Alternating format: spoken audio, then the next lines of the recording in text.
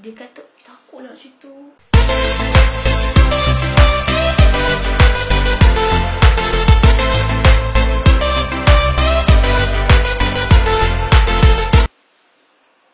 Hey guys, welcome back to my channel. Woot? Woot? Kejap apa benda ni? Seharum bunga yang menggoda.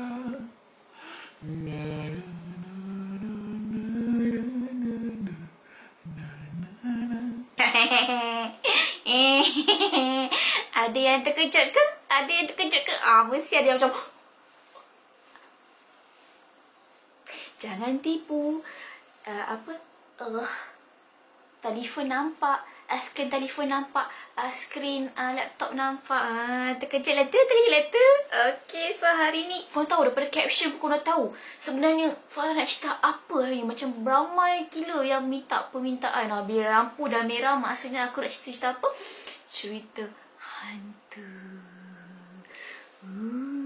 Takut kan? Takut kan? Okay. Aku nak cerita ni pun aku takut. Aku nak cerita panjang dulu ke cerita pendek dulu? Okay lah, aku cerita panjang dulu. Cerita dia mengisahkan pasal... aku terus jump pada cerita kan. Jam je lah. Nak berbunga-bunga dah. Kenapa? Orang aku tak sabar kan nak dengar cerita hantu kan? So, jom kita start. Okay, cerita dia berkisah pasal kawan aku punya mate, atau erti kata lain, kawan aku punya orang gaji. Jadi cerita dia macam ni. Dia cerita sendiri dengan aku lah. Cerita dia macam ni. Dia ada hire orang Indonesia ni untuk bekerja bawah dia sebagai orang gaji lah. Jadi orang gaji ni tugasnya untuk membasuh, mencuci, mop lantai, sedia baju, semualah. Komplit lah. Dia memang pandai lah. Dia kalau buat kerja memang pandai buat kerja lah. Okay, satu hari abang dia pergi ke dapur dan makan waktu malam lah, lebih kurang pukul 12 malam. Jadi pukul 10. Okay, jadi abang dia pun pergi dapur untuk makan lah. Waktu tu abang dia memang kerja shift malam tau. Dia memang kerja shift malam. Dia kerja daripada pukul 6. Dia kerja daripada pukul 2 petang sampai 2 pagi. Tapi waktu tu dia balik awal. Aku tak tahu kenapa dia balik awal, tapi setelah dia balik awal dan dia pergi dapur untuk makan nasi. Tapi dia nampak bibi dia dekat dapur tengah mencuci pinggan. Okay, so dia pun macam tegur lah, Bik, makan Bik. Lepas tu bibi dia macam macam tu je lah kan. Lepas tu dia makan. Lepas tu lama tau bibi tu cuci kat tu tempat dia. Lama dia cuci lama. Lepas tu dia terus letak pinggan dia.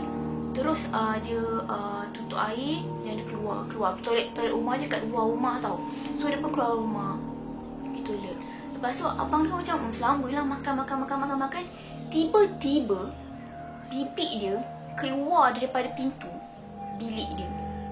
Faham tak? Bibik dia keluar daripada pintu bilik bibik dia sendiri. Faham tak? Tadi bibik yang tadi yang masa cuci tu, dia keluar untuk pergi toilet. Tapi tiba-tiba bibik dia keluar daripada... Aku nak cerita aku macam... Dia keluar daripada bilik tidur dia. So abang kawan aku macam, kenapa boleh jadi macam... Tadi bukan... So abang kawan aku tanyalah, tadi bukan kamu pergi ke toilet ke? Lepas tu dia kata, taklah, saya tidur.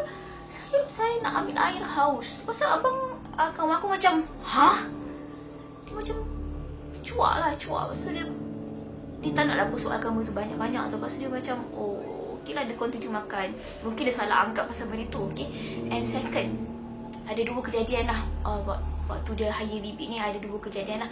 Yang kedua, abang dia tu nak renovate bilik tau. Dia nak renovate bilik. Jadi semua barang-barang kemas dia, especially barang kemas yang berharga macam gelang pernikahan yang dia bagi kat isteri dia, bagi mak dia simpan. Tapi kesalahan dia kat situ, dia tak bagi tahu kat mak dia suruh simpan. Dia just letak depan pintu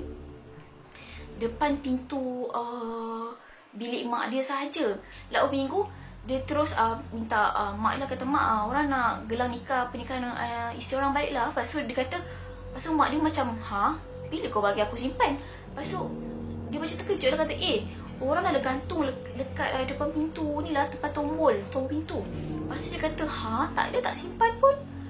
Lepas tu dah jadi curiga lah dekat situ kan, sebab barang kemas hilang kat dalam rumah sendiri. Di mana takkanlah family nak curi dalam rumah tu yang tinggal cuma abang dia, isteri abang dia dengan mak dia dengan bapak dia, 4 orang saja. Okay, lepas tu dia pun cakap lepas tu diorang macam tak puas hati lah, kenapa hilang. Mak dia puas cari dalam bilik semua, cari barang kemas semua, tak jumpa. Dekat setiap penjuru mak dia siap bawa keluar semua barang-barang daripada bilik semua. Memang literally diorang memang kemas betul-betul bilik mak itu untuk cari barang kemas tu, tapi tak ada. Satu rumah diorang cari tapi tak ada. Okay, aku record benda ni waktu malam tau, aku tak. Okay, lepas tu mak dia tak puas hati. Lepas tu mak dia kata, tak apa, mak ada kenal ada satu bomoh ni. Family dia memang percaya bomoh ni. Okay, so mak dia pun bawa lah dia jumpa bomoh ni. Dan bomoh ni kejadian dia, bomoh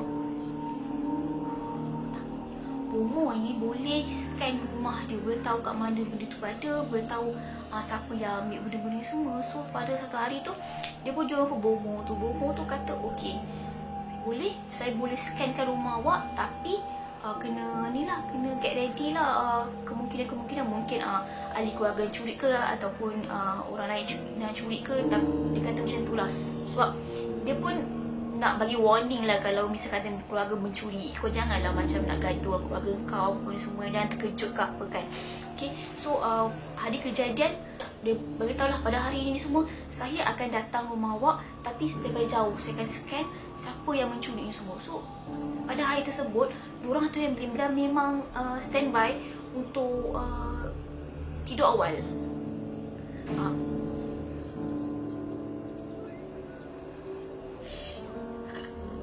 Takut. Okay, diorang dah standby untuk tidur awal sebab tak nak ganggu bomoh ni punya kerja lah kan. So Lepas tu waktu kejadian malam tu, diorang bukan tidur awal, diorang terus masuk bilik diorang dan diorang tutup lampu semualah kan. Lepas tu kejadian dia tu, waktu bomoh tu datang scan rumah tu semua, dia ada dengar satu bunyi daripada bilik bibi dia. Bunyi dia macam macam tu, sangat kuat. Bayangkan bilik dia kat tingkat 1, dekat tingkat paling bawah sekali. Bilik tingkat 2, dia boleh dengar bunyi tu. Satu rumah boleh dengar bunyi tu tau. Tapi diorang tak bersoalkan lah, sebab tak tahu apa bunyi apa tu kan. Tak tahu sama ada binatang masuk rumah, tak tahulah, wallahualam lah kan. Jadi esoknya pula, lepas dah kejadian bomoh tu dah scan, dia pergi jumpa apa nama itu, jumpa bomoh tu balik. Dah ditanyalah macam mana tok ni semua. Lepas tu bomoh tu kata, takutlah cerita, aku meremang lah pula nak cerita ni.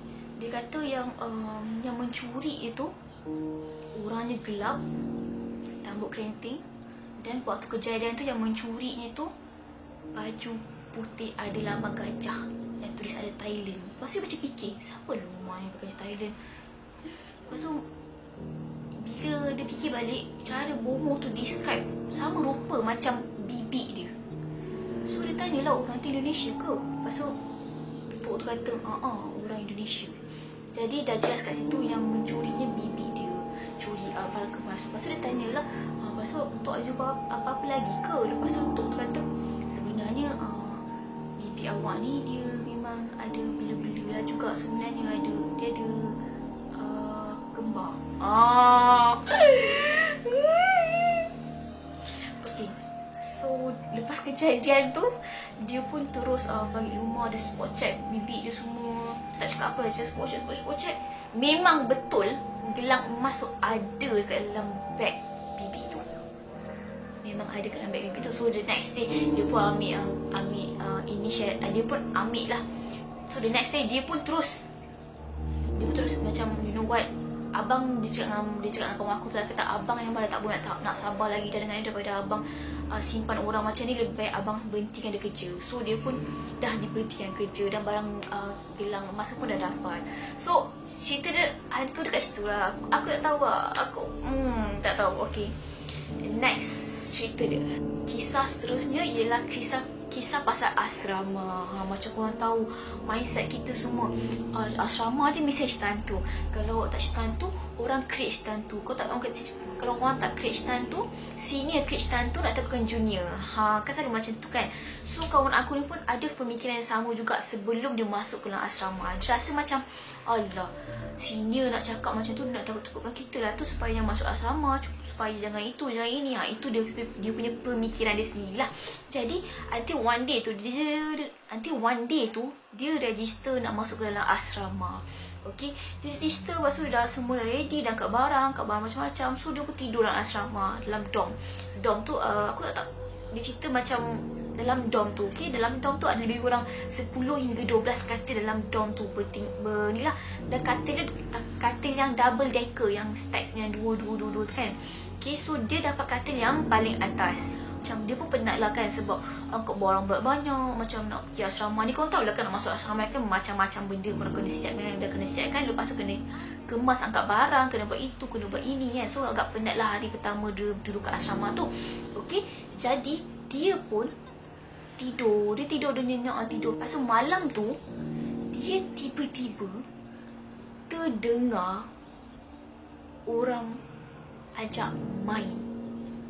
Dia macam, jomlah main. Lepas tu dia macam tolak kaki lah. Tapi dia tak pasti betul-betul ke tak. Mungkin dia punya mainan tidur sahaja. Sebab korang tahu lah kan, penat kot kan nak pergi asrama, nak punya itu, nak buat ini. Mungkin dia mimpi menigau. So dia pun buat tak tahu dah. Lepas tu the next day dia macam teringat tu, man, tadi aku mimpi ada orang kacau aku kat kaki tu, tolak macam tu tau. Lepas tu dia macam, tak lah, mungkin dia punya mainan tidur kot. Dia punya, sebab dia penat sangat sampai terfikir benda tu, sampai terbawa-bawa mimpi kan. Okay, lepas tu the next day nya pula dia tidur. Dia dah buat, dia pergi kelas sendasa lah, dia kelas macam biasa. Dan malam tu dia balik dalam dorm dia dan dia tidur memang nyenyak tidur. Tapi dia still rasa ada orang tolak kaki dia. Macam Kak, dia macam, jomlah main. Tapi suara dia, suara kanak-kanak, suara budak kecil tau. Dia nak indah sebab dia rasa macam, tidurlah benda. Macam dia malah layan sebab dia tidur kan. So the next day pun dia terfikir benda yang sama. Dia kata, betul ke apa? Aku mimpi lah apa? Aku mimpi benda yang sama berturut-turut ni kan. Lepas tu sampai hari ketiga dia tak boleh tidur awal. Kawan aku tu, dia macam macam tak boleh tidur awal, macam tak keruan, macam gelisah macam tu kan. So dia pun ambil Walkman. Zaman pakai Walkman lagi Walkman, tak ada guna telefon ke apa ke, pakai Walkman yang pakai, kau tahu kan Walkman dia pun macam ni kan. Okay, lepas tu dia buka Walkman, dia pakai kat telinga dia. Lepas tu dia ambil selimut, dia tarik, dia tutup kepala dia dengan Walkman dekat dalam tu. So dia pun macam baru nak on Walkman ni, tiba-tiba ada orang tolak kaki dia. Macam kejut kan, dia kata, jomlah main. Suara budak-budak. Dia tak tidur lagi tau waktu tu. Lepas tu dia macam terkejut. Dia macam, astagfirullahaladzim, kenapa tiba-tiba ni kan. Dia memang betul-betul rasa benda tu tolak dia punya kaki tau. Lepas tu dia terus macam terkaku kat situ. The next day dia terus demam. Dia terus sejuk tu badan. Dan dia terus jumpa dia punya aku tak tahu warden korang panggil warden kalau ketua dom, warden lah kot. Dia jumpa warden dia dan dia terus minta tukar bilik.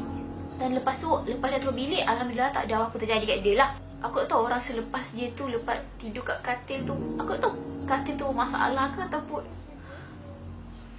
tak tahu. Tapi dia memang rasa benda tu tolak dan dia dengar suara budak-budak macam, Kak, jomlah main lah, macam tu. Macam budak yang push. Kau tahu tak, bila korang pergi jumpa anak buah korang ke, budak kecil ke apa ni kan, dia kan suka push orang kan. Macam, jomlah main, nak makan. Dia jenis macam tu punya yang push tu. Dia jenis macam tu. Kisah terakhir dia, ni cerita kakak aku sendiri. Dia pergi melawat dia punya anak buah dekat salah satu hospital yang terkenal, hospital private yang terkenal di Kuala Lumpur. Kalau korang tahu lah hospital mana. Aku tak nak baca nama ke kesamaan pula. Okay, cerita dia, kakak aku ni dia nak melawat anak buah dia dekat hospital tersebut lah. Dia melawat dan dia bawalah anak-anak kecil semua melawat. Naik atas time tu lebih kurang pukul 10 malam tak silap. Kalau tak silap aku lah pukul 10 malam ke 9 tak tahulah. Yang penting malam lah, waktu tu yang penting malam. So dia pun naik dengan suami dia, pergi naik jumpa anak buah dia tu lah. Lepas tu dia dah naik, lepas tu tiba-tiba anak kecil dia cakap dekat dia macam haus. Lepas tu kakak aku macam, oh haus ke? Dia kata haus. Lepas tu dia macam okey lah kita turun bawah, kita pergi beli air, cari vending machine beli air. Sebab kedai waktu tu dah tutup, dah pukul 10 malam macam tu kan. So dia cari macam inisiatif dia macam, oh cari vending machine lah, beli air.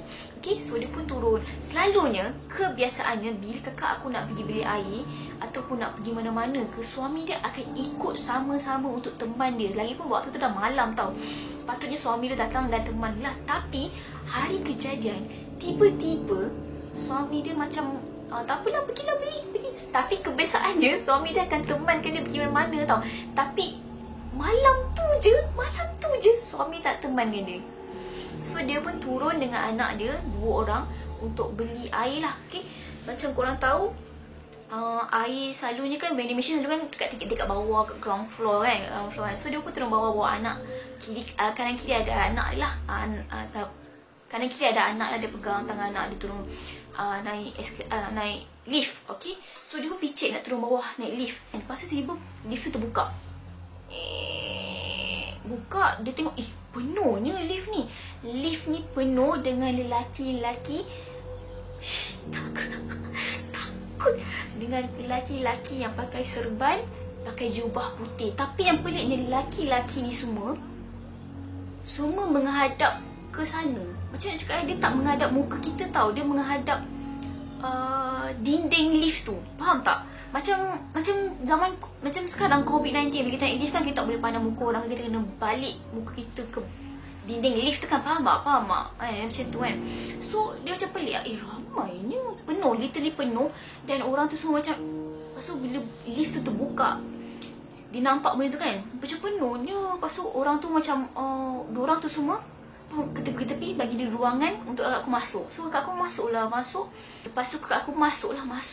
Dan dia nak tekan G tau, tapi button G dah ditekan oleh diorang. So dia macam, tak apalah, dah tekan G. So dia tunggulah.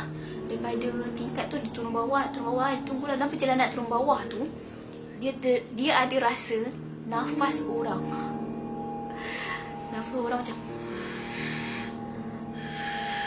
macam tu, nafas macam tu tau.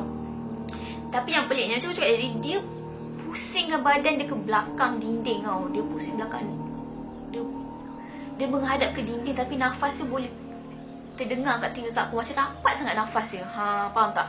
Okay, so lepas dah sampai G tu, sementara nak tunggu perjalanan, nak tunggu ke G tu, ada salah seorang daripada diorang tanya kakak aku, cantik baju dia, baju apa tu? Lepas tu kakak aku macam tak pandang muka lah. Lepas tu kakak aku macam pusing lah tengok dia.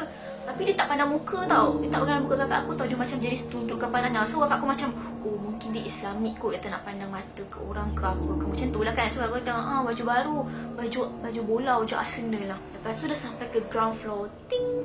So lift pun terbuka. Lepas tu lift tu terbuka, kakak aku pimpinlah kedua-dua anak dia keluar daripada lift tu. Dan kakak aku pusing. Kakak aku tergerak, dia tak pusing tengok dalam lift kan. Pusing. Diorang tu semua masih lagi dalam lift, tak nak keluar. Diorang masih lagi dalam lift, tak nak keluar. Sampailah pintu tu tertutup. So masa tu kakak aku macam, tak ada apa kot. So kakak aku pun pintu bawah, cari vending machine tak ada. So kakak aku pun naik atas balik lah. Naik lift tu semua. Lift tu kosong lah, tak ada siapa sebab dah malam waktu tu.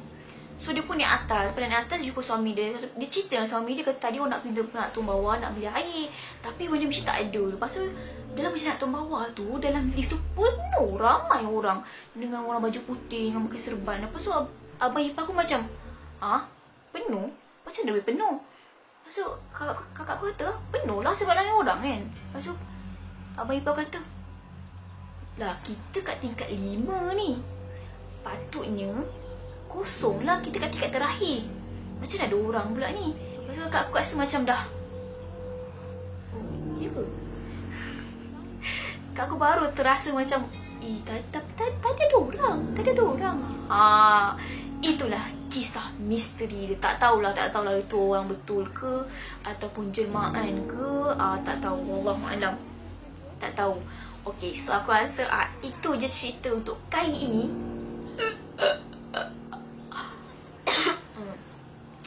Itu je cerita seram untuk kali ni. Aku harap korang enjoy. Aku harap korang rasa seram lah. Sebab aku kat sini cerita pun aku dah seram. Dalam malam pukul 12. Aku apa ni? 12.40 dah aku cerita. So yeah, aku rasa that's all for this week. Thank you for watching and don't forget to like, subscribe and turn on the notification button. See you guys again. Bye!